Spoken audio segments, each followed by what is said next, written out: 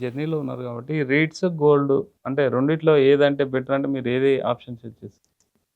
REITs, gold అంటే ఎందుకు ఆ రెండిటిని కంపేర్ చేస్తున్నారు? రియల్ ఎస్టేట్ సమ్ అవును. ఇది గోల్డ్ కదా! అవును. అంటే జనరల్‌గా ఇప్పుడు మ్యూచువల్ ఫండ్ కాకుండా ఇక్కడే క్వెషన్ వస్తుంది. అంటే నేను చాలా మందితోని అడ్వైజర్‌తోని మాట్లాడినా, తెలిసిన వాళ్ళతోని మాట్లాడినా గోల్డ్‌లో బెటరా? రియల్ ఎస్టేట్ సంబంధించి బెటరా అనేదే డౌట్. ఓకే. ఇప్పుడు రియల్ ఎస్టేట్ అనేది ఎట్లా ఉంటదండి అంటే, రియల్ ఎస్టేట్ లైఫ్ సైకిల్‌లో మనం ఎంత ఎర్లీగా ఎంటర్ అయితే హ్మ్. అంత ఎక్కువ గెయిన్స్ ఉంటాయి మనకి.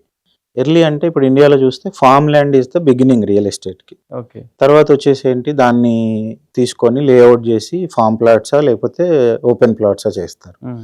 ఆ తర్వాత కన్‌స్ట్రక్షన్, ఇండిపెండెంట్ హౌసెస్ తర్వాత ఇంకా రేట్ చాలా పెరిగిన చోట అపార్ట్మెంట్స్. సో, ఈ లైఫ్ సైకిల్‌లో మనం ఎక్కడ ఎంటర్ అవుతున్నాం అనే దాన్ని బట్టి మన రిటర్న్స్ ఉంటాయి. ఓకే. ఇప్పుడు సపోజ్ నేను మణికొండలో 2014లో ఒక ఫ్లాట్ కొనుక్కున్నా. ఈరోజు దాని రిటర్న్ అంటే మణికొండలో 2014 నుంచి ఇప్పటి వరకు హైదరాబాద్ రియల్ ఎస్టేట్ మంచి బూమ్ వచ్చింది. అవును. మణికొండలో కూడా మంచి బూమ్ వచ్చింది. కానీ ఈరోజు దాని రిటర్న్స్ చూస్తే ఆహ్, చాలా తక్కువుంటాయి. ఎందుకంటే over a period real estate అనేది ఒక సాచురేషన్ వచ్చిన తర్వాత అది. ఓకే. బట్ అట్లా కాకుండా ఒకవేళ నేను మణికొండలో అప్పుడు ఒక ఓపెన్ ల్యాండ్ కొనుక్కొని, హ్మ్. ఈరోజు నేను డెవలప్‌మెంట్‌కి ఇచ్చి, కన్‌స్ట్రక్షన్‌కి ఇస్తే అప్పుడు నా రిటర్న్స్ వేరే ఉంటాయి. So, okay. రియల్ ఎస్టేట్‌లో life cycle makes an important. హుహు. అంటే ఆహ్, రియల్ ఎస్టేట్ మీరు చెప్పారు. రీట్స్ అంటే రీట్స్ అంటే టిపికల్‌గా కమర్షియల్ రియల్ ఎస్టేట్‌లో ఓకే. ఇన్వెస్ట్ చేస్తారు ఆ! వాళ్ళు. ఆ! దాని మీద నుంచి ఆ అంటే ఎలా ప్రాపర్టీ ఉంది సార్ అప్రిషియేషన్ రిటర్న్స్ ఒకటి. పర్ఫార్మెన్స్ ఎలా ఉంది? పర్ఫార్మెన్స్ ఎగ్జాక్ట్‌లీ చూడాలి. But it will be less than 10% అట్లా ఓకే. ఉంటది. దాని ఆహ్, టిపికల్‌గా రెంటల్ ఈల్డ్ వస్తుంటది. ప్లస్ ప్రాపర్టీ అప్రిషియేషన్ అట్లా ఉంటది. ఓకే. అదొకటి. ఆహా!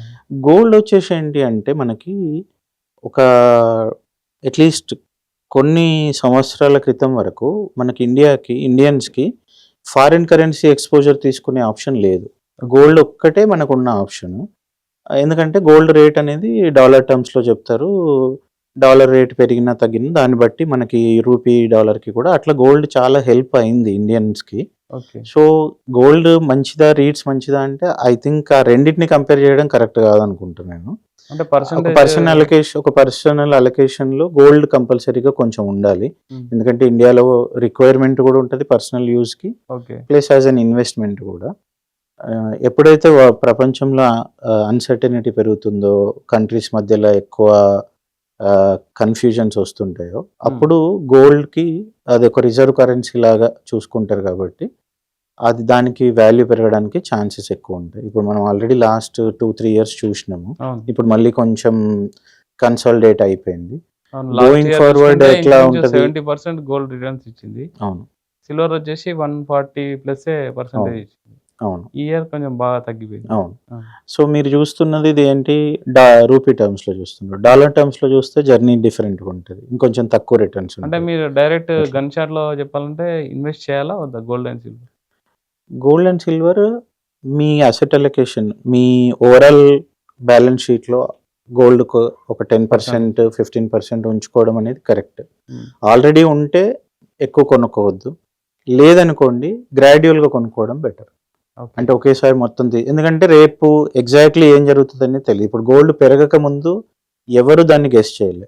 పెరిగిన తర్వాత అందరూ దీన్ని ఇక్కడి నుంచి డబుల్, ట్రిపుల్ అయితది అన్నారు. వాళ్ళందరూ అట్లా చెప్పిన టైం నుంచే క్రాష్ స్టార్ట్ అయింది. అవును. సో, అదంతా ఈ గెస్సింగ్ గేమ్‌లోకెళ్ళకుండా హ్మ్. మన జాబ్ ఏంటి అంటే యాస్ ఎ ఫ్యామిలీ మన అసెట్ అలొకేషన్ జాగ్రత్తగా చూసుకొని, కరెక్ట్‌గా పెట్టుకొని హ్మ్. చేసుకుంటే బెటర్‌గా ఉంటది. లేదు ట్రేడింగ్ మెంటాలిటీ ఉంటే అది వేరు. కొనుక్కొని దాన్ని ట్రేడ్ చేయడం అది హ్మ్. అది that's a different game. But as a financial planning పర్స్పెక్టివ్‌లో హ్మ్. అసెట్ అలొకేషన్ మెయింటైన్ చేసుకుంటే 100% సాటిస్ఫాక్టరీ జర్నీ ఉంటది.